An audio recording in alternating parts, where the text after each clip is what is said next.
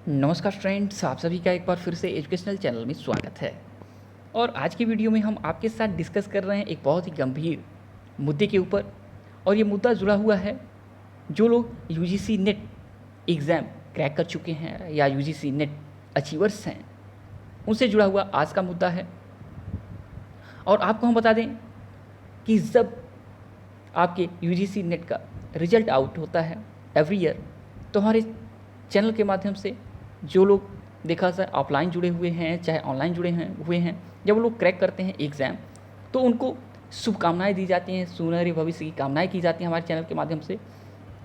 लेकिन जो छात्र हमसे बाद में मिलते हैं 1 साल या 2 साल के बाद ऑनलाइन या ऑफलाइन के थ्रू, और उनसे बातें होती हैं कि इस समय क्या चल रहा है, आप लोग जॉब कर रहे हैं कि नहीं, तो वो लोग कहते हैं नहीं सर, आज अभी भी हम जॉब नहीं कर रहे हैं।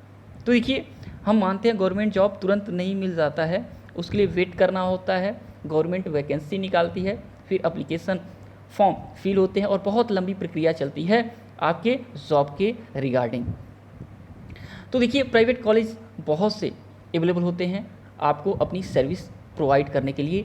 लेकिन समस्या क्या है, जब बच्चों से पूछा जाता है क्यों आप अभी जॉब नहीं कर रहे हैं, समस्या क्या है, तो वो एक ही चीज़ कहते हैं कि सर नेट जब हमने क्वालिफाई कर लिया, यानी कि नेट में हमने जब क्रैक कर लिया, तो उसके बाद हमें कॉलेज में जॉब करने से डर लगने लगा, क्योंकि बच्चे वहाँ पे बड़े होते हैं, हम उम्र के होते हैं, हमसे भी बड़े उम्र के वहाँ पे बच्चे हो सकते हैं। तो हमें डर लगता है कि हम वहाँ पे अच्छे तरीके से जॉब कर पाएंगे, यानी अपने अच्छे तरीके से लेक्चर ले सकते हैं या नहीं ले सकते हैं, ये हमारे अंदर कॉन्फिडेंस नहीं है। पोडियम पे खड़े होने से हमें डर लगता है, हम नहीं कर पाएंगे, हमसे नहीं होगा।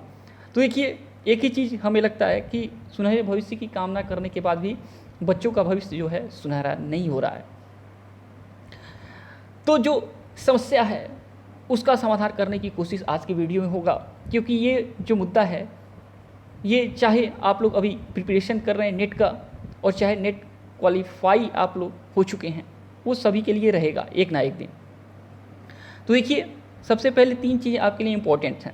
पहला कि आपका सब्जेक्ट नॉलेज, अगर आपको अच्छे तरीके से कॉलेज में लेक्चर लेना है तो सब्जेक्ट नॉलेज इम्पॉर्टेंट है, प्लस आपका कम्युनिकेशन स्किल, प्लस आपका कॉन्फिडेंस। ये 3 चीज़ें आपके लिए इम्पोर्टेंट है, तभी आप बेहतर तरीके से अपना सर्विस दे सकते हैं किसी भी कॉलेज में। तो देखिए, सबसे पहला आपका सब्जेक्ट का जो नॉलेज है 100% आप में वो है, क्योंकि आपने नेट क्वालिफाई, ठीक है, आप नेट क्वालिफाइड हैं, आपने नेट क्रैक कर लिया है, और ये इंडिया का टॉप 10 जो कठिन परीक्षाएं होती हैं उसमें ये आता है। तो पहला तो आपके पास ये चीज़ें हैं।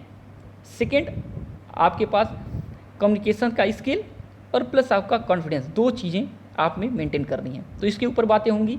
देखिए, आपको हम बता दें कि अगर आप नेट क्रैक कर लेते हैं और अगर आप जॉब नहीं करते हैं, तो आपका नेट क्रैक करना, ठीक है, नेट क्रैक करने का उद्देश्य जो है वो खत्म हो जाता है, क्योंकि नेट करने का उद्देश्य एक ही सबसे बड़ा होता है, वो होता है किसी कॉलेज में जॉब करना, पीएचडी करने के बाद किसी भी यूनिवर्सिटी में असिस्टेंट प्रोफेसर हो जाना। तो आप अपने सपनों को ख़त्म कर रहे हैं, अपने सपने को मार रहे हैं। अगर ऐसा है तो अपने सपने को साकार करिए, मारिए नहीं।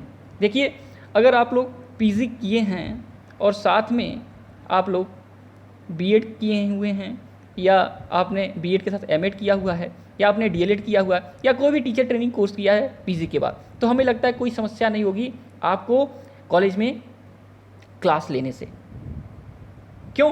क्योंकि आप लोग जो है बीएड टीचर ट्रेनिंग कोर्स है, डीएलएड टीचर ट्रेनिंग कोर्स है, आपका एमएड जो टीचर ट्रेनिंग कोर्स है, इसमें से कोई भी आपने किया है, तो आपकी समस्या का समाधान वहीं हो जाता है। क्योंकि आप से जो कॉलेज में 30 डे का देखा जाए या 16 डेज़ का जो आपसे जो लेसन प्लान के थ्रू छोटे बच्चों के क्लास लेने के लिए आपको कहा गया था, उसका आपके पास एक्सपीरियंस तो होगा ही, तो आपका समस्या यहीं पे समाप्त हो जाता है। अगर आप लोग क्लास लेने में आपको डर लगता है, तो मुझे लगता है आप याद करिए उन चीज़ों को और बेहतर तरीके से आप आगे बढ़ जाइए। सेकेंड, जिसके पास ओनली सिर्फ पीजी है और नेट है, उनके लिए समस्या है। तो देखिए, अगर आपको 100% लगता है कि मैं क्लास नहीं ले सकता हूँ या नहीं ले सकती हूँ, तो आप एक चीज़ करिए कि आप अपना कॉन्फिडेंस बढ़ाने के लिए किसी भी गवर्नमेंट स्कूल जो हैं छोटे बच्चों का, वहाँ पे वॉलंटियर के थ्रू वर्क करें 2 से 3 महीने। 2 से 3 महीने आप वहाँ के प्रिंसिपल से अप्रूवल ले लीजिए, प्रधानाचार्य से अप्रूवल ले लीजिए, जो स्कूल के हैं या मिडिल जो स्कूल हैं वहाँ पे आप जाइए, और आप लोग 2 से 3 महीने वॉलंटियर के थ्रू देखा जाए तो सुबह आप जाइए और शाम तक अपना अच्छे तरीके से सर्विस दीजिए, बच्चों का क्लास लीजिए। उसके बाद देखिए कि कॉन्फिडेंस आपका कितना बढ़ता है। 100% आपका ब्लैक बोर्ड पे या वाइट बोर्ड पे लिखने का स्किल बेहतर हो जाएगा, आपको एक्सप्लेन करने का तरीका आ जाएगा किसी चीज़ को, कम्युनिकेशन का संचार का जो माध्यम है आपका बेहतर हो जाएगा, प्लस कॉन्फिडेंस आपका इसके साथ आ जाएगा। तो आपका हमने कहा कि कॉन्फिडेंस और कम्युनिकेशन स्किल दोनों एक साथ मेंटेन हो जाएगा, और सब्जेक्ट और नॉलेज आपके पास ऑलरेडी है। तो ये 3 चीज़ें अगर आप लोग लेके जाते हैं तो किसी भी कॉलेज में आप इंटरव्यू से फेल नहीं होंगे। और बच्चों के सामने जब आप चीज़ों को प्रेजेंट करेंगे उनको लगेगा कि बाप रे, ये जो टीचर यहाँ पे है वो काफ़ी एक्सपीरियंस्ड लगता है, इसने कहीं पे बहुत अच्छे तरीके से जॉब दिया है इसके पहले, तब आके क्लास ले रहे हैं।